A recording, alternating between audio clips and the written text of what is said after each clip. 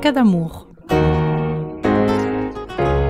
Le podcast qui va vous faire vivre de belles amours. Bienvenue en saison 3.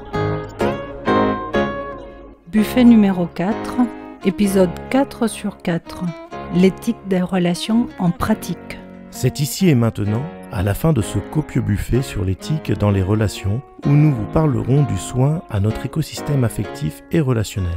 A-t-on besoin d'un jardin secret ? Est-ce une bonne idée ? Quels effets a sur l'intimité partagée l'existence de jardins secrets ? Une éthique relationnelle est-elle compatible avec l'infidélité ? Y a-t-il des restrictions légitimes à la liberté de l'autre ? Comment détricoter les signes conventionnels de l'amour et pouvoir les exprimer d'une façon plus singulière ? Voici les questions que nous vous proposons d'explorer avec nous dans cet ultime épisode de ce buffet. Bonne écoute. Je disais dans la voiture tout à l'heure que là où on en était maintenant, c'est que je te disais que peut-être qu'on ne réalisait pas à quel point nous, on avait détricoté, pour ne pas dire déconstruit, des tas de choses dans nos têtes et dans nos cœurs, et des choses qui sont liées comme signe d'amour ou comme façon de faire pour d'autres. Par exemple... Des comportements, à la fois des façons de penser qui sont liées à des comportements. Exactement. S'il se souvient de la date de mon anniversaire, il m'aime, par exemple. Et des associations pour lesquelles tout le monde est d'accord, des choses qui semblent des signes d'amour. Et on se disait, comment on fait quand on a détricoté ça, et comment on peut se sentir aimé, et comment on peut se faire sentir à l'autre qu'elle est aimée d'une autre façon. Quand on n'est pas à l'affût des signes de l'amour de l'autre, parce qu'on blaguait un peu, mais je te disais, on peut connaître la date d'anniversaire de quelqu'un qu'on n'aime plus. Oui. Et on se trompe sur toute la ligne si on le prend comme un signe d'amour ou un oubli comme un signe de désamour. C'est plus complexe que ça, et pour nous, c'est totalement détricoté maintenant. Et on a tricoté autre chose, mais qu'est-ce qu'on a tricoté, comment, et sur quelles règles, et sur quelle éthique ? C'est sûr que c'est pas sur la morale, sur ce qui est partagé et admis socialement par tout le monde. Ce n'est pas non plus une histoire de loi, de ce qui est légal, de ce qui est illégal. Non. C'est une question d'éthique, parce que c'est en rapport avec des valeurs, mais à la fois ce sont des valeurs individuelles qui nécessitent d'un positionnement singulier, donc une réflexion personnelle. Mais il y a quand même autour de ça, si on prend l'exemple par exemple de la date d'anniversaire, l'idée de se dire qu'à partir du moment où on se rappelle de l'anniversaire de quelqu'un, donc c'est qu'on y a une attention particulière, et si on a une attention particulière, c'est bien de le signifier, parce que ça viendra dire que tu te soucies de moi dans ma fragilité aussi. Ma fragilité, ça peut être ma dépendance affective, ça peut être aussi la peur de l'abandon. Et donc, si tu ne te rappelles pas de mon anniversaire, je me sens abandonné. Donc, lutte toi-même contre les défauts de ta mémoire en te mettant des aides-mémoire pour éviter que l'autre souffre de l'abandon à chaque fois que tu vas oublier un détail chez elle. Oui, tout à fait, mais soit on reste à la couche où on donne les signes conventionnels d'attention de l'autre, donc on se souvient de la date d'anniversaire, on offre des fleurs, etc. Soit, je pense par exemple à nous, si une année t'oubliais ma date d'anniversaire, moi je ne le prendrais pas comme un signe de désamour. Parce que j'ai un socle de sécurité qui fait que je peux tout à fait concevoir que ce jour-là, tu n'as pas su quel jour on était et tu y as pensé 2 jours après.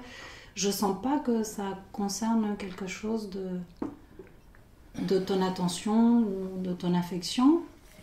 Après, c'est évident que si tout le temps t'es tête en l'air, t'oublies ceci, t'oublies cela, t'oublies qu'on a rendez-vous 17 fois d'affilée, ça finit par vouloir dire quelque chose, peut-être aussi quelque chose dont tu serais même pas conscient sur le moment. Mais en soi, mettre un tel poids sur des signes conventionnels liés plus aux habitudes et à la morale qu'à une éthique interne, ça me semble compliqué. Mais en même temps, je me dis que je suis assez d'accord. Mais encore une fois, ça rentre dans le cadre d'un modèle qui est celui du couple. Et qui fait que dans notre cadre, où on n'est pas en couple en tant que tel, c'est-à-dire on n'est pas, comme tu le dis, on n'est pas dans la boîte du couple, c'est-à-dire le côté limitant du couple, où finalement tu rentres dans une case, hop, on sait, vous êtes en couple tous les deux, pof, vous êtes posés là, vous êtes bien rangés au bon endroit. Nous, on vit séparément. On a de nombreuses occasions, tout au long de l'année, de vérifier quelque part, de s'assurer que l'autre ne m'oublie pas. Quand on vit en couple, quand on est tous les jours l'un sur l'autre, il ne reste plus qu'une seule chose sur laquelle il ne faut pas qu'on oublie, c'est l'anniversaire. Oui, c'est vrai. Parce qu'il n'y a plus les autres outils qui permettent d'identifier qu'on peut compter sur l'autre. Oui, oui. Et finalement, quelque part, on a détricoté ça et tricoté quelque chose qui est pour moi maintenant plus rassurant, qui consiste à pouvoir me dire qu'à chaque fois qu'on se voit, qu'on se rencontre, c'est parce qu'on en a vraiment envie. Et ça peut être très rassurant, mais il faut construire tout un autre système dans lequel ça a du sens et ça dit l'envie. Se voir dit l'envie. Tandis que quand on a décidé en 2001 qu'on allait habiter ensemble, qu'est-ce que ça veut dire en 2023 ? On ne sait plus. Ça peut vouloir dire la même chose ou peut-être quelque chose de très différent. Ah, du coup, moi je ne me pose pas cette question-là, mais... Laquelle ? De savoir qu'est-ce que ça veut dire que de vouloir habiter ensemble. Tu veux dire que tu ne penses même pas à ça? C'est pas une idée qui me vient du tout. Non, mais je compare avec ce que les gens pensent vouloir ou souhaitent en général quand ils se mettent en couple. Dans cette escalade-là, on est censé avoir envie d'habiter avec l'autre et justement, ne pas avoir envie d'habiter avec l'autre est lu comme un signe de désamour. Oui. Ça dépend de l'âge que tu as. Oui, aussi.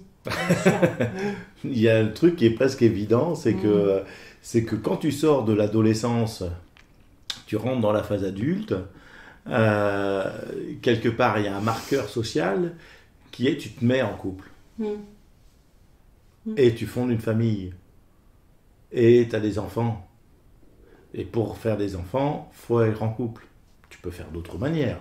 Il y a de multiples autres sociétés qui montrent qu'il est possible de faire des enfants. Et d'ailleurs, la majorité pas la majorité, non, beaucoup de personnes font des enfants d'une autre manière qu'en étant en couple. Sans compter, bien sûr, les enfants illégitimes, etc. Mais là, on a 50 ans tous les deux. La volonté de se mettre en couple, elle est beaucoup moins justifiée, à part pour éventuellement rassurer un environnement social qui nous mettrait la pression, qui nous dirait mais vous êtes encore tout seul, mais t'as pas trouvé encore quelqu'un avec qui te remettre, et pour finir ta vie, mais tu vas finir encore tout seul. Tu vas finir tout seul ta vie, quoi. Donc là, nous, on est hermétique un peu à ce genre de propos. Toi, t'as pas un environnement familial qui t'y pousserait. Moi non plus. Oui, on se pose cette question-là, où justement on a le luxe de ne pas se poser cette question-là dans une situation très privilégiée, mais on voit aussi des personnes de notre âge, surtout des femmes, qui, ayant eu des enfants, et tout en n'ayant pas une pression sociale ou familiale énorme, sont encore dans cette quête-là. Et dans l'idée de ne pas finir seul, ce qui est un très mauvais calcul parce que tous les couples, les possibilités de ne pas finir seul, c'est 50%. Donc je n'ai jamais compris ce calcul. Non, ça c'est sûr que ce point-là, on pourra y revenir dessus, hein, mais en tout cas le point de la solitude à partir de 50 ans, est-ce que c'est une bonne chose ou une mauvaise chose, et comment on peut être heureux en vivant seul, et comment vivre seul, ça ne veut pas dire forcément ne pas avoir de relation, c'est encore une autre chose, mais j'ai envie de dire que presque notre condition privilégiée d'avoir eu une relation, une vie de couple, d'avoir eu des enfants, d'avoir fait le parcours classique, et de pouvoir aujourd'hui remettre en cause ça par l'expérience, parce qu'on a la chance d'avoir ce temps de l'expérience, parce qu'on n'est pas pressé par le temps, parce qu'on n'a rien à prouver à personne, parce qu'il n'y a pas d'horloge biologique et d'autres machins qui nous pousseraient à adopter un modèle spécifique. On a tout le loisir de critiquer celui d'où on vient et d'en chercher un autre. Et c'est un peu ça l'objectif de cet enregistrement, que d'y trouver, que de consigner une part des réflexions et de l'expérience que l'on a dans nos vies aujourd'hui. Oui, et je pense que de notre expérience et de tout ce qui nous a semblé des ratages ou des choses qui ne nous convenaient pas, on en est arrivé aussi à un système éthique d'être en relation qui a certaines caractéristiques. On a détricoté le système classique, les signes classiques de l'amour, de l'attachement, et on a construit autre chose. Et moi, j'aurais envie de te demander ce que c'est ton éthique relationnelle à toi. Comment tu pourrais la définir maintenant? Quels sont les éléments de cette éthique? Quelles sont les priorités, les valeurs? Eh bien, aujourd'hui, en tout cas, moi, si j'ai envie de parler dans cet enregistrement, c'est justement parce que je me sens bien dans ce que je suis. Et si je me sens bien dans ce que je suis, c'est parce que je vis l'éthique dans mes relations. Et je suis très attaché à beaucoup de valeurs. Et la première des valeurs pour moi, c'est l'honnêteté et d'être en vérité. Je ne vais pas parler de la valeur famille qui m'habite aussi beaucoup, parce que celle-là, je la vis avec la mère de mes enfants, et avec mes enfants, bien évidemment, et avec mes frères et sœurs et mes parents. La valeur famille, elle est fondamentale, donc ça, je le garde, mais ça, c'est une chose qui n'a pas de lien direct avec les relations amoureuses. Donc la question parce qu'elle existe aussi l'éthique dans la relation familiale, et elle existe aussi, mais j'ai aussi ce terreau-là qui me permet, parce qu'il y a de l'éthique dans ma relation familiale, je me permets d'avoir aussi, de me dire, tiens, comment je peux aussi construire une forme d'éthique dans mes relations amoureuses. Et la première des choses, c'est celle d'être en vérité à tout instant. Ça ne signifie pas forcément tout dire, n'importe quand, n'importe où, de n'importe quelle manière. Mais ça veut dire arriver à avoir une lecture sur ce que l'on est, et de pouvoir le poser comme une vérité dans l'instant face à l'autre, même si ça déplaît. Et je pense à une chose qui m'est arrivée hier par rapport à toi. Tu vois, c'est simple, hein, donc je revenais d'une séance de massage que j'ai donnée, et il était 7h, 7h30, et dans un message précédent, tu m'écrivais on se voit samedi ou demain soir. Donc demain soir, c'était hier soir.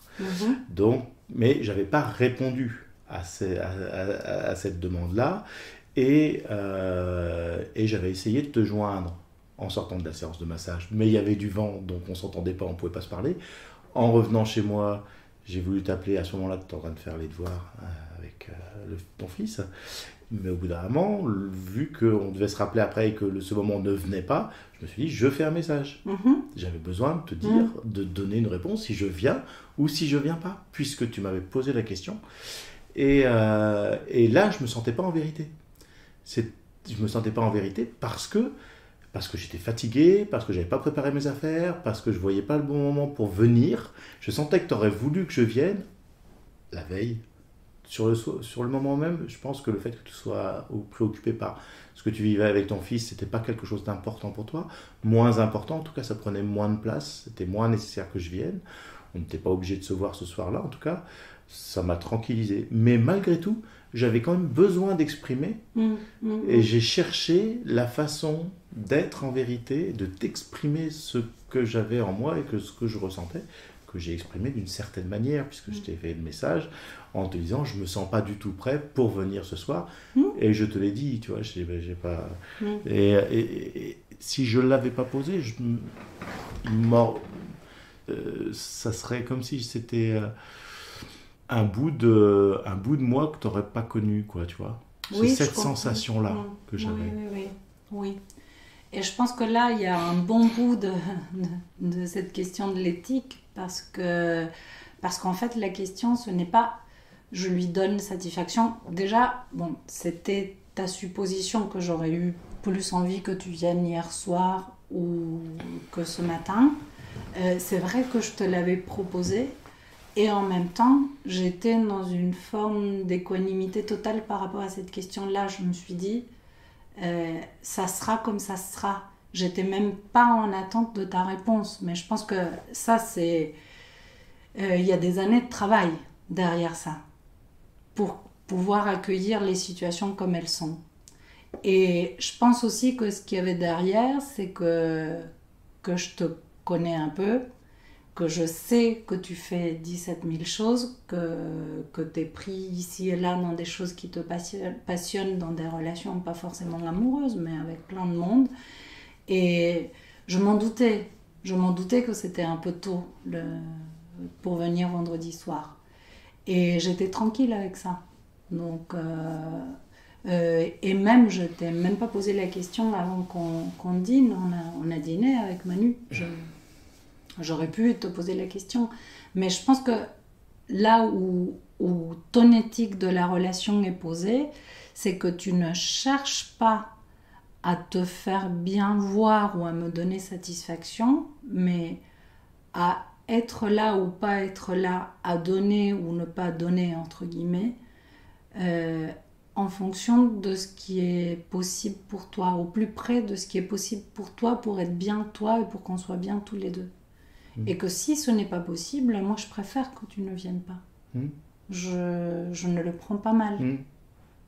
Mais je pense qu'on est arrivé à un niveau de subtilité par rapport à ces questions-là. Je pense qu'on s'en rend plus compte, mais que c'est assez rare. Ça me fait penser à la réflexion que tu as eue sur l'effort et le travail. Si j'étais venu, ça m'aurait demandé un effort. C'était de l'effort, oui.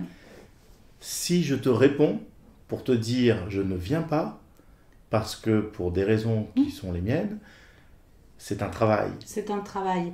Et le fait que tu te donnes le travail de me dire je vais faire ci et ça, comme ci et comme ça, pour telle raison, pour moi, l'éthique, elle est là. Elle n'est pas dans faire ce que tu supposes que moi j'ai envie que tu fasses. Parce que finalement, vu comment la soirée s'est déroulée, c'était peut-être très bien que tu sois pas là. Donc, j'ai l'impression que quand on lâche cette question-là, ce qui se passe est bien. Dans le sens de juste. C'est bien, c'est juste, c'est ça, au moment, oui, tout à fait. Et qu'on a un degré de tranquillité aussi, où on peut avoir envie de se voir, mais si c'était pas hier soir, on allait se voir ce matin. Ça perd la gravité. Ah oui, les choses sont beaucoup plus simples et effectivement, on peut voir les choses non plus comme une offense, mais mais comme c'est un fait, il fait soleil, tu prends pas ta veste et puis tu sors et il pleut. Ok, bon, il pleut. Comment t'accueilles ça aussi sur le moment? Est-ce que ça te perturbe vraiment ou est-ce que tu es résilient dans la situation face à ça et est-ce que tu peux accueillir? Sur la question de l'éthique, donc pour moi, le premier point, c'est être en vérité, ou en tout cas être honnête et attentionné dans ce que l'autre exprime. Je reprends le même exemple, où tu m'exprimes quelque part, samedi ou vendredi, quelque part, si tu me demandes de me positionner, est-ce que tu viens vendredi ou samedi, même si c'est pas une demande explicite, mais c'est une demande explicite, mais c'est pas forcément volontairement une demande. Tu n'es pas en train de me dire, bon alors tu viens vendredi ou samedi, il faut que tu me répondes, tu vois, c'est bon, vendredi ou samedi, bon, on verra bien ce qui arrivera, tu vois, il y a un petit côté. Mais par contre, j'entends ça. Et même si c'est pas une demande claire, qui me dit que tu attends une réponse, moi je me sens quand même dans la nécessité d'y participer et de donner une réponse. Et pour moi ça fait partie du travail sur l'éthique. Et donc une attention à ce que l'autre exprime, pas forcément y voir des sens cachés, mais lire des mots, pas juste les survoler. Et puis dire bon, on verra bien, ça se passera comme ça se passera, et on s'en fout finalement. Non, sentir quelque part qu'il y a dans les mots des choses dans ce qui est écrit, mais parce qu'on communique surtout par message, ça remplace les courriers de l'époque, l'immédiateté. Je ne sais pas comment on aurait pu vivre ce qu'on vit aujourd'hui, comme on aurait pu le vivre il y a 20 ans. J'ai absolument aucune idée. Oui. Aucune idée. Ça aurait été... on aurait fait composer les numéros de téléphone, on serait laissé des messages sur des répondeurs, on se serait rappelé, on aurait passé des heures au téléphone, on se serait vu une fois tous les 15 jours. Oui, ou de façon un peu ritualisée. Ou de façon un peu ritualisée. Le lundi, qu'on en ait envie ou pas, ou autre chose à faire. Ce qui est sûr, c'est que ça aurait été moins fluide. On aurait eu... Oui, absolument. Là, on peut réagir de façon un peu instinctive, même si on a à 30 bornes l'un de l'autre, et qu'on n'a pas de souci d'argent qui nous empêche de payer un billet de train ou de se payer un aller-retour en voiture. Clairement. Donc là-dessus, c'est quand même un confort. Et d'avoir plusieurs relations, c'est encore pire. Pour des questions techniques, c'est quand même vachement plus simple dans notre condition. Dans tous les cas, si je regarde l'ensemble de mes relations, alors je vais distinguer ce qui est de l'ordre des relations. Je crois que non, j'allais dire, je vais distinguer de ce qui est de l'ordre des relations amoureuses de ce qui est de l'ordre des autres relations, mais en fait non, j'ai envie de dire c'est... Là, je sais pas, tu vois, je réfléchis en même temps que je parle sur la question de l'attention à ce que l'autre a besoin. Parce qu'en fait, je me rends compte que même dans mes relations amicales, si quelqu'un m'exprime quelque chose, je vais y porter la même attention. Bien sûr. Mais parce que ça, je pense que ça fait partie des choses qu'on a détricotées. C'est-à-dire que les relations amoureuses sont plus importantes et doivent être plus au centre de notre vie et de nos préoccupations que les relations amicales. Ça, on l'a détricoté un peu aussi. Tu peux reformuler ? Pour moi, on a démonté la hiérarchie qui dit que l'amour est plus important que l'amitié. J'avais compris le contraire, je ne comprenais pas. Non. Qui dit que l'amour est plus important que l'amitié. Et que si une amie m'appelle et qu'elle est en pleurs et pas bien, et qu'on a rendez-vous, je vais peut-être t'appeler et te poser la question de savoir si on peut reporter. Chose qui, dans un modèle classique, ne se fait pas trop. Et même les amis se rangent en deuxième ligne. Et surtout chez les femmes. Chez les hommes, je ne sais pas comment ça marche. Peut-être c'est un peu différent. Mais entre les femmes, quand il y a un homme qui apparaît, surtout quand on est plus jeune, maintenant on est plus sage, mais on dose mieux, on réfléchit mieux. Mais souvent, c'est priorité au candidat. C'est t'as rendez-vous avec un homme, les amis attendront. Et dans les premiers moments d'une relation amoureuse, l'homme, il a toute sa place et les amis, c'est quand l'homme, il n'est pas disponible. Donc cette logique-là, on l'a démontée. Et on est dans une éthique où notre attention, où notre écoute, notre présence, elle va aussi s'ajuster en fonction des besoins qu'on sent chez toutes les personnes qui sont importantes pour nous. Les enfants, les amis, la famille d'origine et les relations amoureuses. Quelque part, la question de savoir si tu as des rapports sexuels ou pas avec quelqu'un ne dirige pas tout. C'est ça. En fait, il y a... c'est encore un autre sujet, c'est la question de la hiérarchie. C'est très lié. C'est très lié, voilà, c'est la façon... Après, on peut voir qu'est-ce qui, dans les relations amoureuses, est-ce qu'on met une hiérarchie dans les relations amoureuses, mais déjà à l'échelle méta, méta dans notre jardin affectif, on va dire, il y a une forme de non-hiérarchisation, tout en y mettant une forme de hiérarchie, parce que malgré tout, ça reste quand même du temps à y consacrer, et que dans le cadre de l'éthique, ou en tout cas, si on revient sur le sujet de quelle éthique je mets, qu'est-ce que ça veut dire pour moi l'éthique dans le cadre de mes relations amoureuses, pour moi, c'est aussi y consacrer du temps. Et ça veut dire en dégager du temps. Ça veut dire faire de la place dans ma vie pour cela. Donc si je dois faire de la place dans ma vie pour cela, ça veut dire que les journées faisant 24 heures, il y a des choses qui doivent se pousser dans ma vie pour laisser la place à une relation amoureuse. Donc la hiérarchie, elle ne se passera pas sur l'importance affective, même si c'est évident que ce n'est pas la même chose entre un ami et un amour. Mais ça veut quand même dire, quelque part, qu'en termes de temps, il faut faire des choix. Il faut faire des choix, parce que y a 50 week-ends par an. Il n'y en a pas un de plus, pas un de moins, enfin 52 du coup.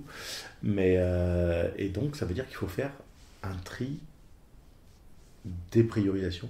Qu'est-ce que j'ai envie d'avoir comme week-end avec moi-même, avec chacune de mes partenaires, avec ma famille, avec mes amis, etc., ou pour m'occuper de ma maison, de mon bois, de machin, de trucs.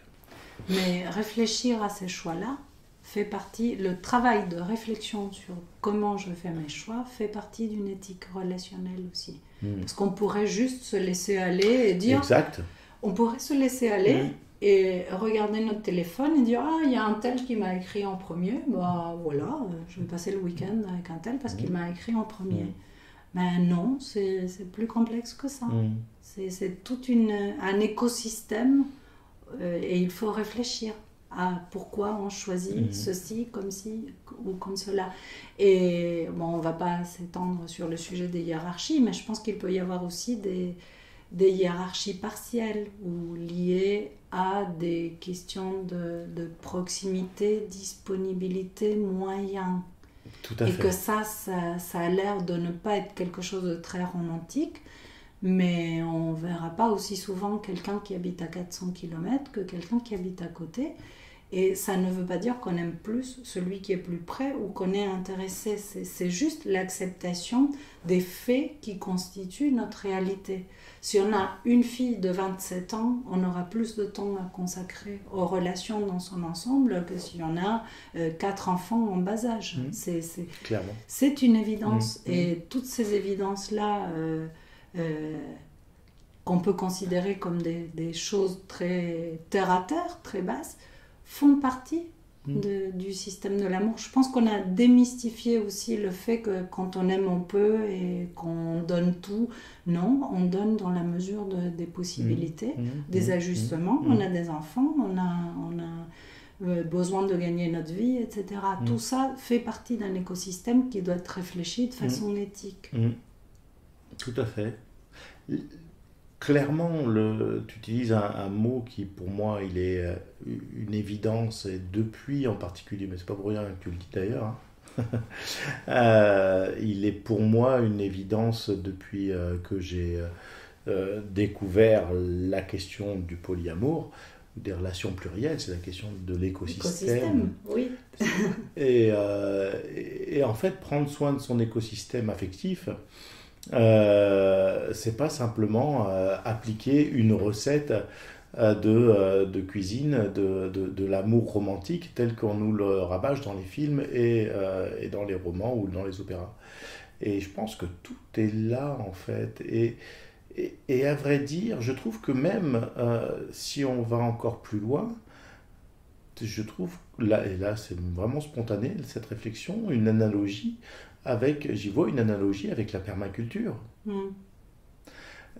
Qu'est-ce que c'est que la permaculture, si ce n'est d'être à l'écoute de ce qui se passe dans son jardin, être à l'écoute, on n'est pas en train d'écouter avec son oreille, mais être à l'écoute de ce qui se passe dans son jardin et d'agir là où il faut agir au bon moment, tout en mettant le nécessaire pour protéger ce qui est à protéger et au fur et à mesure d'enrichir l'ensemble du sol pour que les plantes qui y vivent y trouvent toujours des ressources, ne meurent pas, ne s'étiolent pas, fleurissent quand il faut fassent leurs fruits, etc. Et en intervenant au final le moins possible.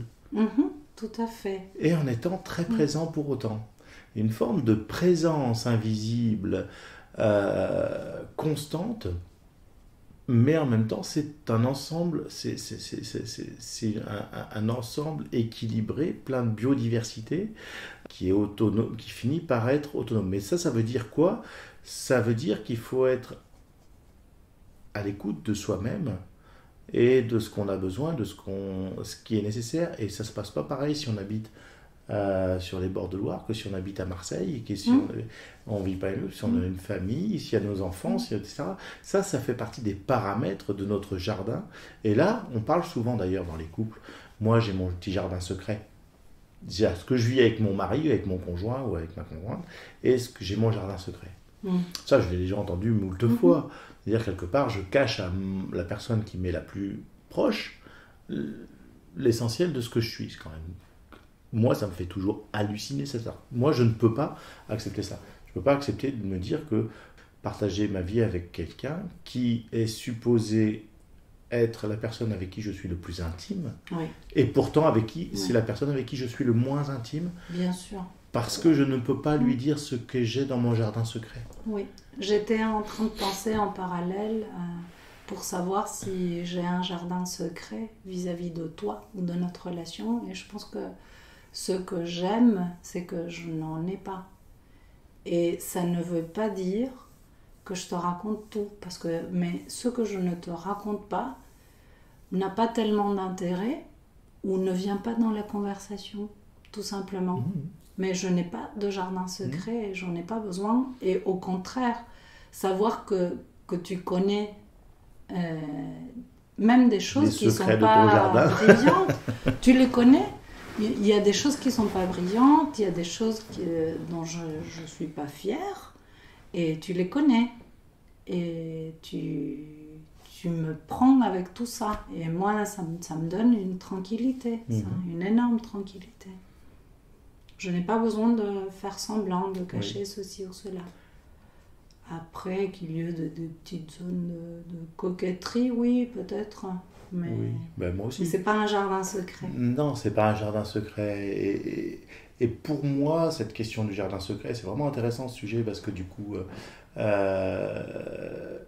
j'ai rencontré une femme avec qui j'ai commencé à échanger par internet, par message. Et je connais son conjoint, Et je lui dis, est-ce que ton conjoint est au courant de nos échanges? Donc je lui posais la question, clairement. Et elle me répond, non, c'est mon jardin secret. Moi, à partir du moment où elle m'a dit ça, c'était, ok, très bien, bah écoute, c'est très bien, garde ton jardin secret, moi je vais pas aller dans ton jardin secret. Nous voici hélas arrivés à la fin de ce 4e épisode qui clôture le buffet sur les relations éthiques. Passionnant, non? Si vous appréciez ou si ça vous chahute, n'hésitez pas à nous le dire. Et puis bien sûr, partagez et faites connaître sans limite. Il faut que l'amour circule. Même si on en parle beaucoup, nous ne vivons pas que d'amour et d'eau fraîche. Alors, pour nous soutenir dans notre travail, vous pouvez vous rendre sur notre page web encadamour.com où une cagnotte est prête à accueillir vos contributions pour nous aider à assumer tous les frais et continuer à faire vivre encore longtemps ce podcast. Et si vous avez vous-même envie d'aller plus loin sur ces sujets, dans une réflexion accompagnée, dans un espace plus intime, ou simplement nous faire part de vos commentaires, vous pouvez nous écrire à contact@encadamour.com.